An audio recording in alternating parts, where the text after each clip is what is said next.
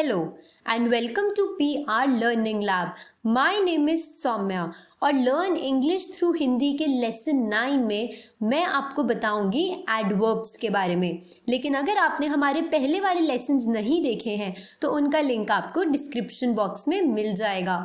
आप इस लेसन को देखने से पहले बाकी पुराने लेसन्स को ज़रूर देखें। What we will learn, आज के लेसन में हम क्या सीखेंगे।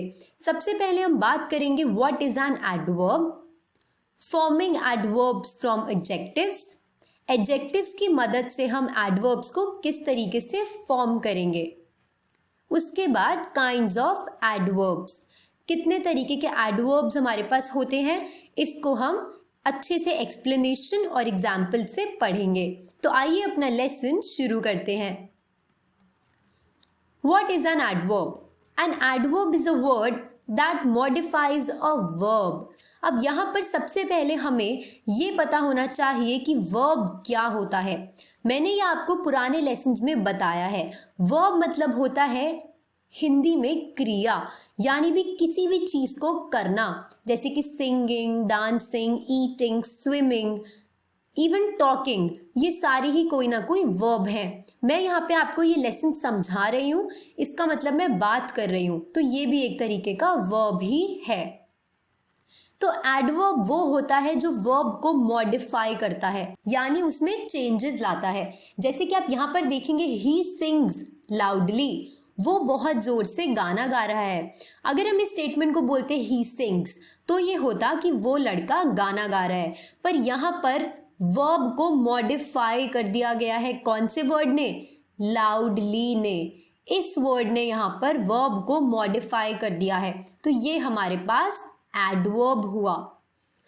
एन एडजेक्टिव, एक एडवर्ब एडजेक्टिव को भी मॉडिफाई कर सकता है। अगर मैं बोलूँ टॉल, तो टॉल मतलब सीधा होता है लंबा। ही इज टॉल मतलब वो लड़का लंबा है, तो ये एक एडजेक्टिव है, ये उसकी क्वालिटी है कि वो लंबा है। लेकिन अगर मैं टॉल के पीछे वेरी लगा दूं, वेरी मतलब हो जाएगा बहुत लंबा। अब यहाँ पर एडजेक्टिव के पीछे हमने यहाँ पर क्या लगा दिया? एडवर्ब लगा दिया। तो इसी तरीके से एडवर्ब एडजेक्टिव को भी मॉडिफाई कर सकता है। और अनदर एडवर्ब, एक एडवर्ब दूसरे एडवर्ब को भी मॉडिफाई कर सकता है। अब यहाँ पर आप देखेंगे एंडेड टू क्विकली, क्विकली एक तरीके का एडवर्ब है। जब कोई भी चीज़ बहुत जल्दी हो जाती है तो उसको हम क्विकली बोलते हैं। लेकिन यहाँ पे क्विकली के पहले एक और वर्ड हमने यूज़ करा है टू। टू मतलब कि बहुत जल्दी। अगर मैं सिर्फ क्विकली की बात करूँ तो क्विकली होता है जल्दी, लेकिन अगर मैंने उसके पहले टू लगा दिया तो मतलब बहुत जल्दी। तो इसीलिए ये दोनों भी एडवर्ब्स हुए। तो एक एडवर्ब ने दूसरे एडवर्ब को भी मॉडिफाई कर दिया, यानी उस पर और एम्फसाइज डाल दिया। एडवर्ब एक पूरे के पूरे सेंटेंस को भी मॉडिफाई कर सकता है। अब यहाँ पर आप देखेंगे I had brought an umbrella, ये एक नॉर्मल सेंटेंस है कि मैं अम्ब्रेला लाया था। लेकिन अगर मैंने यहाँ पर फॉर्चुनेटली का यूज़ किया तो ये एक एडवर्ब है। इस एडवर्ब ने पूरे सेंटेंस को मॉडिफाई कर दिया कि बाय चांस, बाय लक की बात है कि मैं अम्ब्रेला लेकर आया था, तो इसीलिए हमने यहाँ पर फॉर्चुनेटली का यूज़ किया है। Adverbs often tell when, where, why और under what condition something happens और happened. Adverbs frequently end in ly। Adverbs हमें इन सभी क्वेश्चंस का आंसर देते हैं कि कोई चीज़ कब हुई, कहाँ पर हुई, कैसे हुई या फिर किस कंडीशन में हुई। इन सारे ही क्वेश्चंस का आंसर जब हमें मिलेगा तो वो एडवर्ब कहलाएगा। ज़्यादातर एडवर्ब्स जो होते हैं वो ly से एंड होते हैं, यानी उनकी एंडिंग में हम ly का यूज़ करते हैं। जैसे कि आप देखेंगे लाउडली, क्विकली, फॉर्चुनेटली या फिर अब्रप्टली, ब्यूटिफुली, लाइटली। तो ये कुछ एग्जाम्पल्स हैं एडवर्ब्स के जो कि ly से एंड होते हैं, पर ज़रूरी नहीं है हर एडवर्ब ly से एंड हो। कुछ एडवर्ब्स ऐसे भी होते हैं जो ly से एंड नहीं होते, जैसे कि वेरी या फिर too. Forming adverbs from adjectives. अब हम एडजेक्टिव्स से एडवर्ब्स बनाना सीखेंगे। अब यहाँ पर हमारा फर्स्ट वर्ड है बोल्ड। बोल्ड मतलब होता है किसी इंसान का बहुत ज़्यादा कॉन्फिडेंट होना। हम अपनी डे टू डे लाइफ में इस वर्ड का बहुत बार यूज़ करते हैं किसी को डिस्क्राइब करने के लिए। ये एक तरीके का एडजेक्टिव है, जैसे कि a bold lady, a bold man. लेकिन जब हम इसके आगे ly लगा देंगे तो ये एक एडवर्ब बन जाएगा, बोल्डली। अब हम नहीं बोल सकते अ बोल्डली लेडी, ये स्टेटमेंट गलत हो जाएगी। हम एडजेक्टिव्स को तो यूज़ कर सकते हैं नाउन से पहले, लेकिन हम कभी भी एडवर्ब्स को नाउन से पहले यूज़ नहीं कर सकते हैं। सॉलिड, कोई चीज़ बहुत ज़्यादा सॉलिड है तो हम उसे बोलेंगे solid, like a solid table, कि टेबल बहुत ज़्यादा सॉलिड है। लेकिन अगर मैं बोलूँ सॉलिडली तो ये कोई भी एडजेक्टिव नहीं हुआ, अब ये एडवर्ब बन चुका है क्योंकि यहाँ पर लास्ट में हमने ly लगा दिया। ऐसा हर वर्ड के साथ नहीं होता, हम डायरेक्टली ly लगाकर चेंज नहीं कर सकते, वो मैं आपको अभी इन एग्जाम्पल्स में बताऊंगी। इंटरेस्टिंग, इंटरेस्टिंगली, अब यहाँ पर भी हमने लास्ट में ly लगा के इसको एक एडजेक्टिव बना दिया। पर अगर हम यहाँ पर देखेंगे हैवी, कोई चीज़ बहुत भारी है तो हम बोलेंगे हैवी, लेकिन ये वर्ड ऑलरेडी y से एंड हो रहा है, तो इसीलिए हम इस y को हटाकर उसकी जगह I लगा देंगे और उसके बाद हम लास्ट में ly ऐड करेंगे। जब भी कोई एडजेक्टिव y पर एंड हो रहा होता है तो हम उस y को I से रिप्लेस कर देते हैं और लास्ट में ly को ऐड कर देते हैं। जैसे कि अननेसेसरी, अब यहाँ पर अननेसेसरी वर्ड भी y से एंड हो रहा है तो इस y को हमने रिप्लेस कर दिया I से और अब लास्ट में हमने लगा दिया ILY। Kinds of adverbs. Adverbs बहुत सारे तरीके के होते हैं, उन तरीकों को अब हम अच्छे से पढ़ेंगे। सबसे पहले हमारे लिए कुछ चीज़ें जानना ज़रूरी है। There are many common adverbs that do not end in ly। ये कुछ ऐसे एडवर्ब्स के नाम हैं जो ly पर एंड नहीं होते हैं। ये मैंने आपको पीछे भी बताया था कि हर एडवर्ब ly पर एंड नहीं होता है। ये उसके कुछ एग्जाम्पल्स हैं, जैसे कि again, also, just, never, often, soon, today, too, very, well. तो ये सारे ही कुछ एडवर्ब्स हैं। There are few different kinds of adverbs. The words when, where, why and how are called interrogative adverbs when they begin a question. अब यहाँ पर ये जो स्टेटमेंट है इसका मतलब मैं आपको आगे आने वाली स्लाइड्स में अच्छे से बताऊंगी। यहाँ पर इंटेरोगेटिव एडवर्ब्स के बारे में बात हो रही है, पर इंटेरोगेटिव एडवर्ब्स को अच्छे से समझने के लिए हमें आगे एडवर्ब्स के सारे काइंड्स को देखना पड़ेगा। Adverb of place, adverb of manner, adverb of time, adverb of degree and adverb of certainty। मैं इन सभी को आपको अभी आने वाली स्लाइड्स में एक्सप्लेन करूंगी। Adverb of place, place मतलब होता है किसी भी जगह का नाम। Adverb of place tell us where something happens। आपने पीछे इंटेरोगेटिव एडवर्ब्स में वेयर का नाम भी देखा था। वेयर मतलब होता है कहाँ। अगर मैं वेयर वर्ड को हिंदी में ट्रांसलेट करूँ तो इसका ट्रांसलेशन होगा कहाँ पर। तो जब भी किसी स्टेटमेंट में हमें इस क्वेश्चन का आंसर मिल रहा होगा तो वो एडवर्ब ऑफ प्लेस कहलाएगा। इसके कुछ एग्जाम्पल्स होते हैं like somewhere, everywhere, upwards, downwards. Upwards मतलब होता है ऊपर की तरफ, डाउनवर्ड्स मतलब नीचे, towards, indoors, outdoors, here, there, अंदर, बाहर, यहाँ, वहाँ। ये सारे ही कुछ तरीके के एडवर्ब्स हैं। I am going back to college, मैं वापस कॉलेज जा रही हूँ। अब आप यहाँ पे देखेंगे गोइंग बैक टू कॉलेज, ये एक तरीके का एडवर्ब ऑफ प्लेस है। गेट आउट, हम गुस्से में कई बार बोलते हैं गेट आउट, यानी कि यहाँ से बाहर चले जाओ। बाहर चले जाने का मतलब भी तो एक प्लेस ही हुआ, तो यहाँ पर आउट एक एडवर्ब ऑफ प्लेस हुआ। They built a house near by, उन्होंने पास में ही एक घर बनाया है। अब नियर बाय मतलब पास में। अगर मैं इसको क्वेश्चन बनाऊं तो उन्होंने कहाँ पर घर बनाया है, यानी कि वेयर, तो इसका आंसर होगा नियर बाय यानी कि पास में। तो ये भी एक एडवर्ब ऑफ प्लेस हुआ। She took the child inside, वो बच्चे को अंदर ले गई। तो यहाँ पर भी हमें वेयर का आंसर मिल रहा है अंदर, तो इनसाइड भी एक तरीके का एडवर्ब ऑफ प्लेस हुआ। एडवर्ब ऑफ टाइम, अब जिन भी स्टेटमेंट्स में हमें टाइम के बारे में पता लग रहा है कि आज, कल, परसों, कभी नहीं, 3 दिन बाद, 2 दिन बाद, ये सारे ही एडवर्ब ऑफ टाइम होते हैं। एडवर्ब ऑफ टाइम हमें सिर्फ ये नहीं बताता कि कोई भी चीज़ कब हुई थी, बल्कि एडवर्ब ऑफ टाइम हमें ये भी बताता है कि वो चीज़ कितनी देर के लिए हुई थी और वो कितनी बार होती है। ये सारी ही हमारे एडवर्ब ऑफ टाइम के अंदर आते हैं। कुछ एग्जाम्पल्स देखेंगे हम। I will call you soon, मैं तुम्हें जल्द ही कॉल करूँगी। जल्द ही मतलब soon. I have to leave now, मुझे अभी के अभी निकलना है। तो यहाँ पर अभी भी एक तरीके का टाइम हुआ। I saw that movie yesterday, यहाँ पर एस नहीं आएगा और ये यस्टरडे। यस्टरडे मतलब होता है बीता हुआ कल। मैंने वो मूवी कल देखी थी, तो ये भी एक तरीके का टाइम हुआ कि कब देखी थी, कल देखी थी। She will stay with me for 2 days, वो मेरे साथ 2 दिन तक रहेगी। ही नेवर ड्रिंक्स मिल्क, वो कभी भी दूध नहीं पीता है।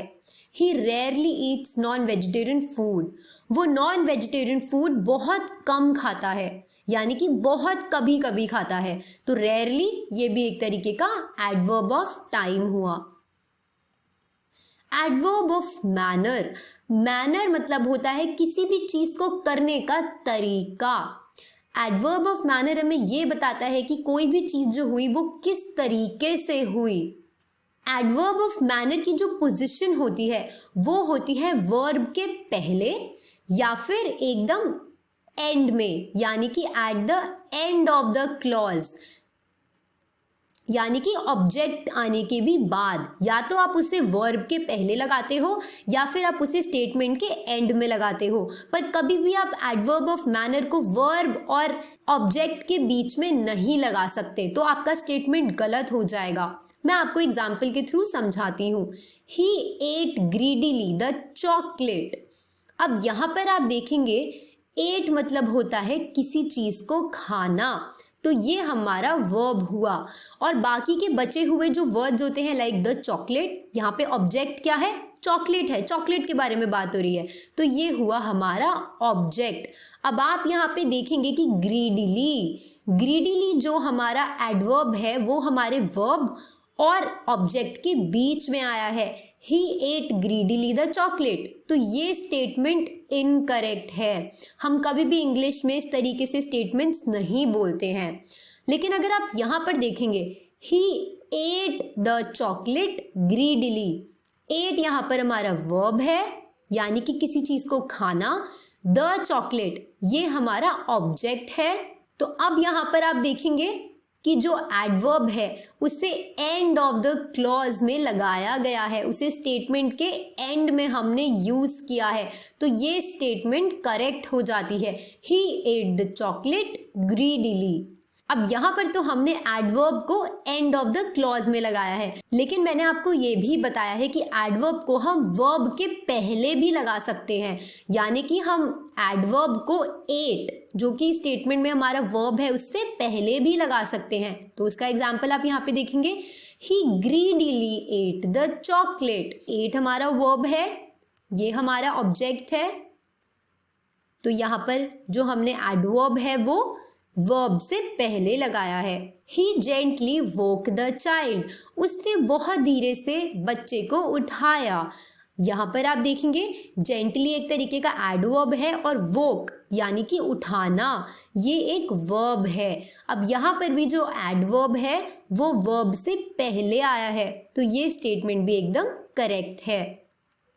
Slowly she threw the ball, बहुत धीरे से उसने बॉल फेंकी।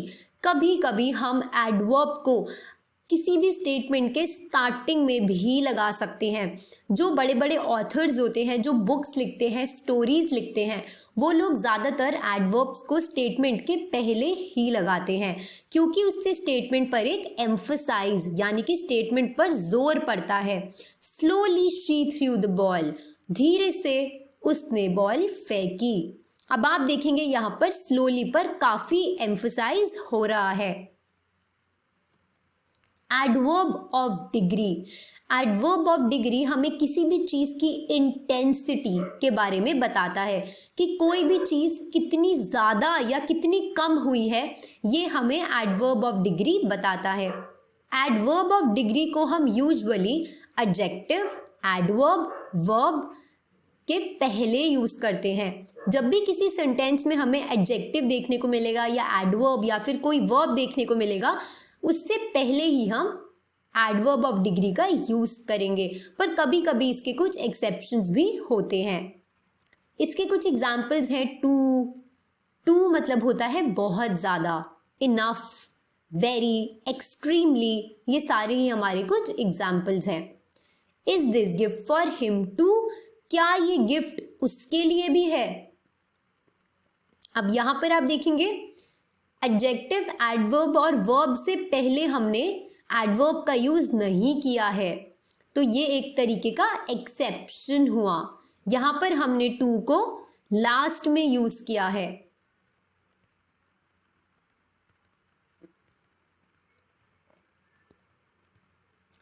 आप देखेंगे टू और टू, ये इन दोनों की प्रोनाउंसिएशन एकदम सेम होती है, पर ये दोनों डिफरेंट वर्ड्स होते हैं। TO वाले टू का मतलब होता है किसी के लिए। लाइक अगर हम किसी को बर्थडे विश करते हैं तो हम बोलते हैं हैप्पी बर्थडे टू यू, मतलब कि तुम्हें, तुम्हारे लिए हैप्पी बर्थडे। तो टू मतलब होता है किसी के लिए। लेकिन जब हम टी के आगे 2 बार डबल ओ का यूज करते हैं तो ये बन जाता है टू, और टू के 2 मतलब होते हैं। इस वाले टू के 2 मतलब होते हैं। पहला मतलब होता है उसके लिए भी, जैसे कि अगर किसी ने कोई चीज़ मेरे लिए करी पर मेरे अलावा किसी और के लिए भी करी, वहाँ पर हम टू का यूज़ करते हैं। Is this gift for him too, क्या ये गिफ्ट उसके लिए भी है? या फिर I am not going to sing for you too, मैं तुम्हारे लिए भी अब नहीं गाऊंगी। लेकिन इसका जो दूसरा मतलब होता है वो होता है किसी चीज़ का बहुत ज़्यादा होना। The coffee is too hot, जो कॉफ़ी है वो बहुत ज़्यादा गर्म है, तो यहाँ पर भी हमने टू का यूज़ किया है। The house is very expensive, very मतलब भी बहुत ज़्यादा होता है, जो हाउस है वो बहुत ज़्यादा एक्सपेंसिव है। यहाँ पर आप देखेंगे हॉट और एक्सपेंसिव, ये दोनों ही एडजेक्टिव्स हैं जिनके पहले हमने एडवर्ब्स का यूज़ किया है। Adverb of certainty, adverbs of certainty express करते हैं कि हम किसी भी एक्शन या किसी भी चीज़ के लिए कैसा फील करते हैं, कि कोई चीज़ होगी या कोई चीज़ नहीं होगी, इस बारे में हमें पहले से पता नहीं होता है, हम बस उस चीज़ के बारे में बोलते हैं। ये होता है सर्टेनिटी। सर्टेनिटी मतलब जब कोई इवेंट, आने वाली चीज़ फिक्स नहीं होती है। एडवर्ब ऑफ सर्टेनिटी को हम मेन वर्ब के पहले प्लेस करते हैं। कभी कभी adverb of certainty auxiliary verb और मेन वर्ब के बीच में भी आता है। ऑक्सिलरी वर्ब क्या होते हैं आने वाली वीडियोस में आपको अच्छे से पता लगेंगे, पर अभी के लिए अगर मैं आपको थोड़ा सा डिस्क्रिप्शन दूं तो ऑक्सिलरी वर्ब होते हैं will, would, shall, should, is, have, ये सारे ही कुछ तरीके के ऑक्सिलरी वर्ब्स होते हैं। अब आप यहाँ पे देखेंगे ही श्योरली वोंट फॉरगेट, वो पक्का ही ये चीज़ नहीं भूलेगा। तो अब यहाँ पर हम बता रहे हैं किसी एक्शन के बारे में, किसी इवेंट के बारे में हम एक्सप्रेस कर रहे हैं कि हम कैसा फील करते हैं उस बारे में, कि वो इंसान ये चीज़ कभी नहीं भूलेगा। श्योरली, श्योर मतलब होता है किसी चीज़ के बारे में बहुत ज़्यादा पक्का होना, तो यहाँ पर हमने बोला ही श्योरली वोंट फॉरगेट, वो कभी भी इस चीज़ को नहीं भूलेगा। He will probably remember tomorrow, उसको शायद ही ये बात सुबह तक याद आए, या फिर याद रहे। तो ये भी एडवर्ब ऑफ सर्टेनिटी का एग्जाम्पल हुआ। प्रॉबेबली मतलब होता है किसी चीज़ के चांसेस होना या फिर ना होना। अब यहाँ पर आप देखेंगे विल एक तरीके का ऑक्सिलरी वर्ब है और रिमेंबर मेन वर्ब है। तो यहाँ पर हमारा जो एडवर्ब है वो ऑक्सिलरी वर्ब और मेन वर्ब के बीच में आया है। He is definitely running late, वो पक्का ही बहुत ज़्यादा लेट चल रहा है। यहाँ पर इज भी हमारा एक ऑक्सिलरी वर्ब है और रनिंग भी एक तरीके का मेन वर्ब है। तो आप देखेंगे डेफिनेटली जो कि एक एडवर्ब है वो इन दोनों के बीच में आया है। Undoubtedly Narendra Modi is a great politician. Undoubtedly मतलब होता है बिना किसी डाउट के नरेंद्र मोदी एक बहुत ही अच्छे पॉलिटिशियन है। तो यहाँ पर अनडाउटेडली भी एक तरीके का एडवर्ब ऑफ सर्टेनिटी है। यहाँ पर भी हमने एडवर्ब को स्टेटमेंट के शुरू में लगाया है, जैसे कि मैंने आपको पिछले वाले एग्जाम्पल में बताया था। ऐसा कई बार होता है जब हम एडवर्ब्स को स्टेटमेंट के स्टार्टिंग में लगाते हैं, उससे हमारी स्टेटमेंट में बहुत ज़्यादा एम्फसाइज पड़ता है, यानी कि स्टेटमेंट में बहुत ज़्यादा दबाव पड़ता है। अगर आपको ये वीडियो पसंद आया तो प्लीज़ इस वीडियो को लाइक और शेयर ज़रूर कीजिए और हमारे चैनल को सब्सक्राइब करना ना भूलें। Thank you.